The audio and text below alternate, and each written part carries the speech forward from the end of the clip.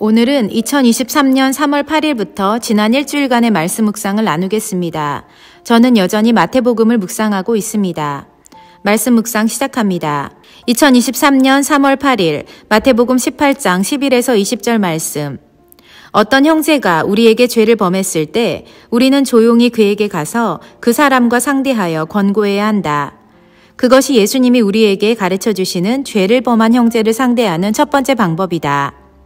그렇지만 그가 우리의 권면의 말을 듣지 않으면 다음으로는 한두 사람을 데리고 가서 두세 증인으로 대화의 말을 확증하게 하고, 그래도 듣지 않으면 교회 공동체에 말하여 해결하라고 하신다. 거기까지가 우리가 할 수 있는 영혼을 돌보는 과정임을 깨닫는다.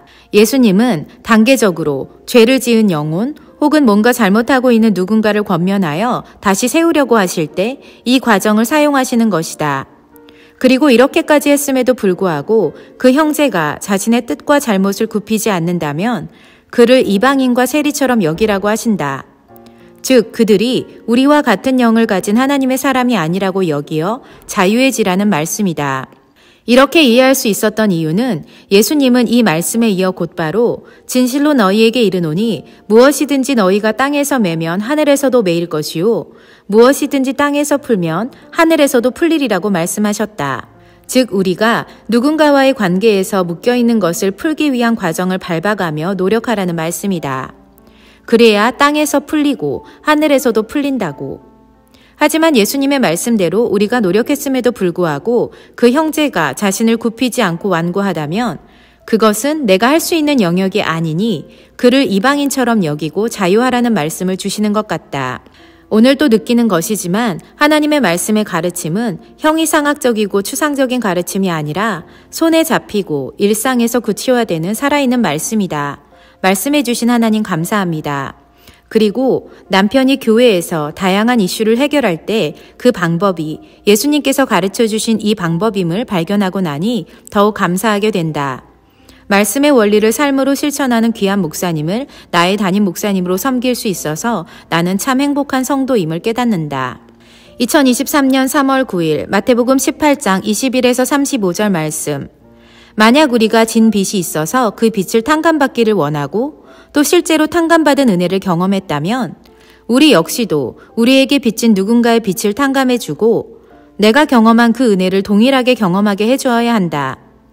그런데 오늘 본문의 말씀처럼 자신의 빚은 탕감받아 놓고 자신에게 빚진 또 다른 자에게는 일말의 은혜를 베풀지 않고 모두 되돌려 받으려고 한다면 하나님은 그 마음을 살피사 그에게 벌을 내리실 것이 분명히 증거되어 있다.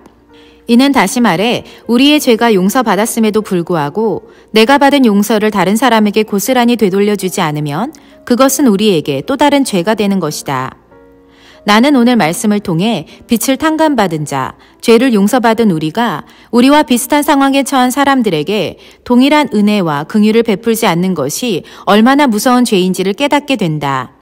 우리가 받은 은혜가 있다면 그 은혜를 누군가와 나누어 그도 그 은혜를 받게 해줘야 한다. 우리가 죄를 용서받았다면 우리가 받은 죄 용서함을 누군가와 나누어 그도 그 죄 용서함을 받게 해줘야 한다. 이 영적 원리를 깨닫게 되니 우리가 소유한 복을 나누지 않는 것이 얼마나 나쁜 것인지도 생각해 보게 된다. 하나님께서 우리 안에 행하시는 일이 무엇이든 우리는 그 일을 다른 사람들에게 나눔으로 그들도 나와 같은 경험을 하게 기회를 주어야 한다는 사실을 깊이 묵상하게 해주셔서 감사하다. 2023년 3월 10일 마태복음 19장 1에서 12절 말씀. 결혼 생활에 있어서 가장 중요한 원리가 무엇인지를 말씀해 주시는 하나님. 예수님은 이혼에 대한 바리새인의 질문에 대답하시면서 하나님이 짝지어 주신 것을 사람이 나누지 못한다고 말씀하셨다. 그럼에도 불구하고 사람들은 저마다의 이유로 이혼을 하게 된다. 이혼을 했다고 나쁘고 또 안 했다고 잘했다고 구분짓기보다는 이혼에 대한 우리의 이유를 먼저 고민해봐야 하는 것 같다. 만약 남편이 하나님을 사랑하고 하나님을 예배하는 사람이고 또 아내 역시 그러하다면 하나님께서 그 가정이 깨지지 않도록 지켜주실 확률이 높다. 여기서 내가 확률이 높다고 말하지 100% 하나님께서 깨지지 않게 지켜주신다고 말하지 못하는 이유는 비록 하나님을 예배한다 할지라도 우리의 마음과 그 속에 담긴 것까지 장담할 수 없기 때문이다. 하지만 부부관계에서 둘 중 하나만 하나님을 예배한다고 하면 위기가 생겼을 때 합일점을 이루기가 쉽지 않다. 왜냐하면 바라보는 가치와 선택하는 기준이 다르기 때문이다. 하나님은 짝을 지워주시는 것에서 그분의 책임이 끝나시는 것이 아니라 부부 생활을 끝까지 지켜주시는 분이시다. 전제 조건은 하나님께서 그 부부관계 안에 계속 주인으로 좌정하사 그 가정을 지켜주셔야 하는 것이다.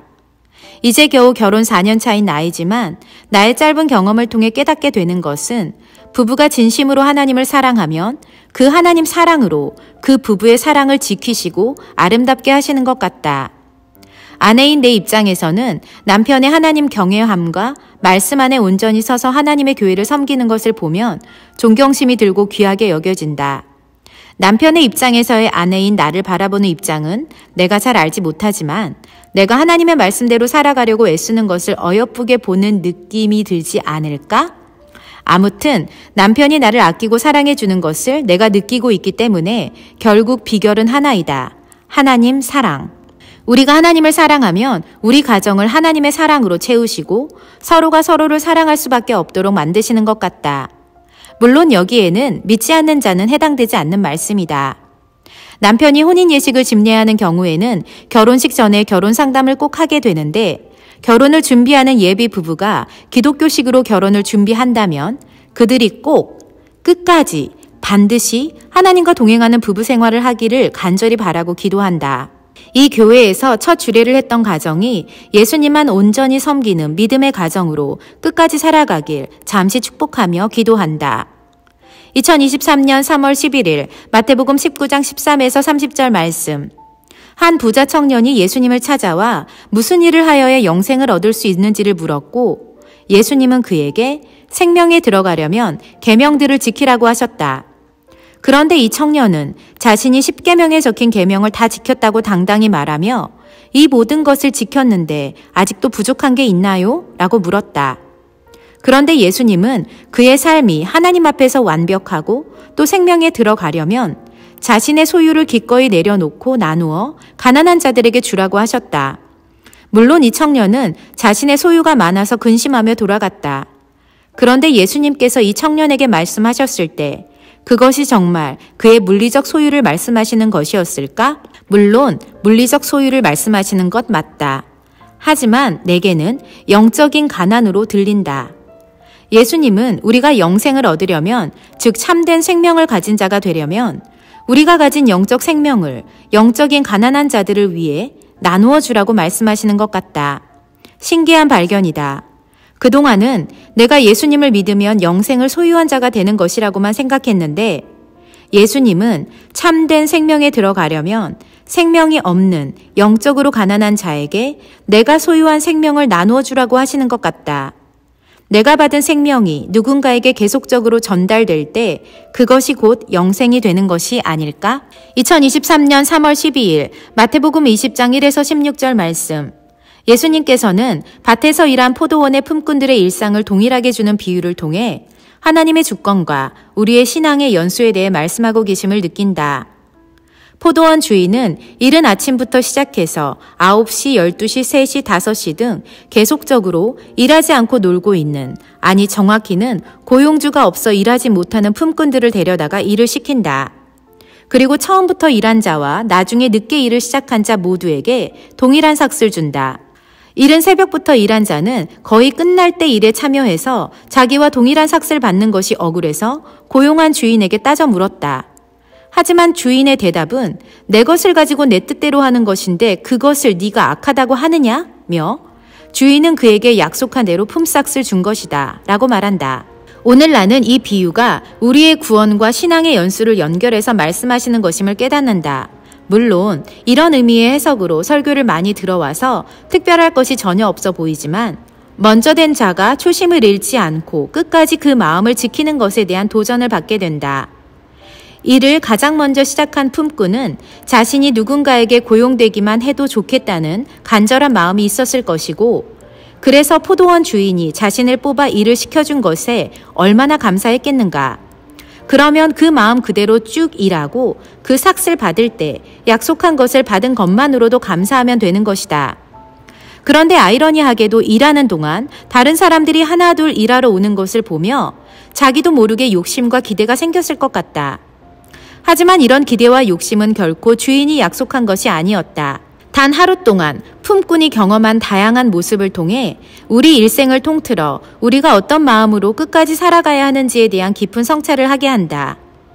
우리가 처음 된 자일 수도 있고 또 나중된 자일 수도 있지만 중요한 것은 우리가 주인을 만난 그 시점부터 나를 뽑아서 그분의 일꾼 삼아주신 것에 대한 감사와 감격을 오염시키지 않고 끝까지 지켜가는 겸손이 필요하다는 것이다. 남과 비교해서 우리가 가졌던 기쁨과 감사를 소멸시키지 않고 한결같은 마음으로 한평생 주인의 선하심만 바라보며 살아가길 원한다. 내가 선함으로 내가 나를 악하게 보느냐? 라는 포도원 주인의 고백 또한 기억하면서 말이다. 주인은 선하시기에 그분의 선하심을 신뢰하며 살아가자. 2023년 3월 13일 마태복음 20장 17에서 34절 말씀. 선교사 멤버 케어에 대한 비전을 하나님께 받은 후 월급 받는 직장인에서 후원금을 모금해서 살아가는 선교사로 나의 삶의 큰 변화를 기꺼이 받아들이기로 결정했었다.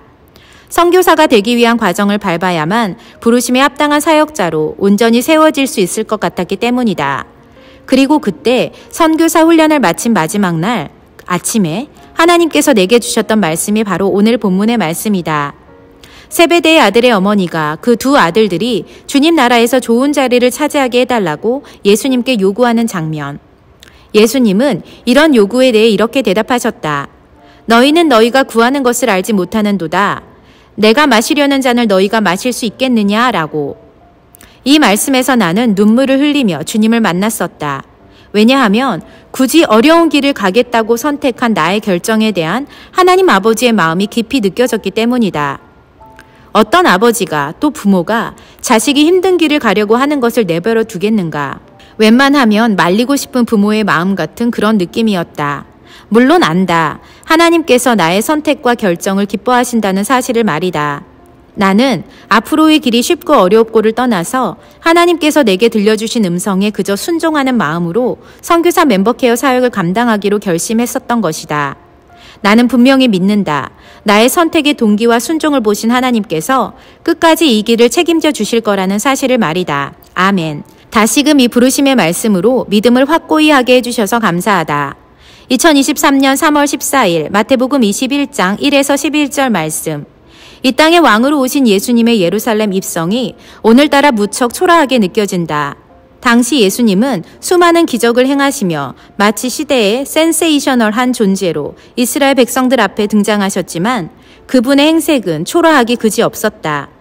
군중들의 환호를 받으며 예루살렘 성에 들어가실 때도 화려한 군마가 아닌 멍에를 매는 짐승인 나귀를 타고 들어가셨다. 세상 초라해 보이는 이 장면이 바로 우리의 왕 예수님의 모습인 것이다. 그의 외형적인 모습과 상황이 그가 누구인지를 말해주는 것이 아니라 그 속의 능력과 말의 힘, 그리고 담대함이 그가 누구인지를 우리에게 알려주시는 것이라는 사실을 깨닫는다. 예수님은 결코 화려한 분이 아니셨다.